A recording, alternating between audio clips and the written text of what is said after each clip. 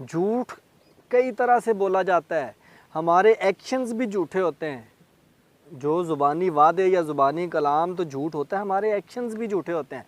और जो अभी जो मौजूदा सूरत हाल है, इसमें बहुत बड़ी एक वबा की तरह ये चीज़ फैलती जा रही है कि झूठ को झूठ नहीं समझा जा रहा, यानी अल्फाज के हेर फेर को ऐसा करके घुमा के पेश किया जा रहा है और फिर उसको झूठ ही नहीं तस्वर किया जाता। मिसाल के तौर पे अभी अगर मैं यहाँ पर बैठा हूँ डिवीज़न फैसलाबाद में, डिवीज़न फैसलाबाद बहुत बड़ा है, उसमें आगे 3 ज़िले हैं, उसमें ज़िला जंग है, ज़िला फैसलाबाद है, ज़िला टोबा टेक सिंह है।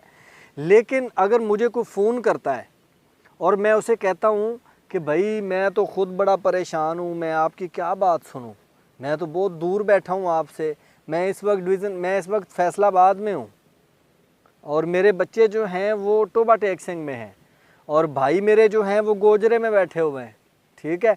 तो मैं ख़ुद बड़ा परेशानी के आलम में हूँ, मुझसे कुछ चीज़ें हैंडल नहीं हो रही। वो वाला जो सुनने वाला बंदा है वो बोलेगा यार वाकई ये तो बंदा इस वक्त परेशानी में है कि ख़ुद फैसलाबाद में है, बच्चे टोबा टेक सिंह में हैं और जो उसके भाई हैं वो इस वक्त गोजरा में हैं, तो बड़े दूर दूर बैठे हुए हैं, तो वाकई किसी मसले में है।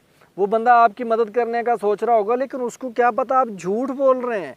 आप सारे एक ही घर में बैठे हुए हैं, एक ही जगह पर बैठे हुए, सिर्फ आप अपने ज़हनी तरीके से आपने अपने आप को शातिर बना के पेश कर दिया अल्फाज के भी। मैंने अगर बोला है कि मैं फैसलाबाद में हूँ तो ये किसी सूरत भी झूठ नहीं है, क्योंकि ये फैसलाबाद का इलाका है, ये डिवीज़न फैसलाबाद है। अगर मैंने कहा है कि मेरे बच्चे टोबा टेक सिंह में हैं तो ज़िला टोबा टेक सिंह में ये घर आता है, तो टोबा टेक सिंह में बैठे हैं।